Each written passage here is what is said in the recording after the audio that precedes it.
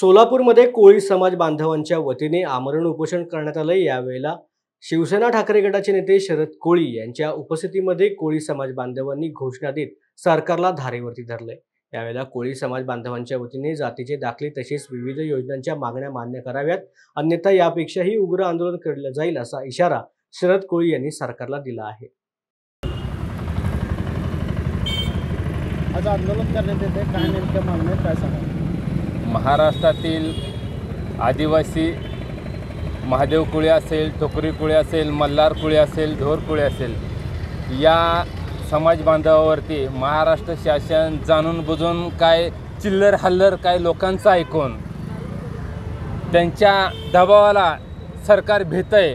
खरं तर 4-5 आमदार जसं खंडीभर वर्णात मीठ टाकण्याचं काम करते, तसं 4-5 आमदाराचं ऐकून हे मुख्यमंत्री जणू काय त्या आमदाराच्या घरी पाणी भरतोय का काय अशा पद्धतीनं वागायला चालू आहे आणि आमच्या कोळी समाज बांधवावर जाणून बुजून बेकायदेशीरपणे अन्याय आणि अत्याचार करायची सुरुवात केलेली आहे।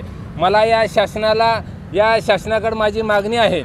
समस्त कोळी समाज बांधवांच्या वतीनं मी विनंती करतोय की आमच्या महादेव कोळी जमातीमधले समाजातील लोकांना, काही लोकांना सर्व्हिसमधून कमी करण्यात येत आहे, काही लोकांना सर्व्हिस झालेली आहे परंतु त्यांना मोबदला मिळत नाही। ज्या पद्धतीनं बाकीच्या जाती धर्माला तुम्ही जसं सांभाळून घेताय, त्यांचा हक्क अधिकार नसताना देखील तुम्ही बेकायदेशीर त्यांना मदत करताय, मग आम्ही तर त्या कायद्याच्या चाकुरीत बसतोय, आम्ही तर कायद्यानं मागतोय। परंतु या गेंड्याचं कातड्याचं सरकार, शिंदे आणि भाजपचं सरकार जाणून बुजून महाराष्ट्रातल्या कोळी समाज बांधवांच्या घरावरती नांगर फिरवण्याचं काम करतंय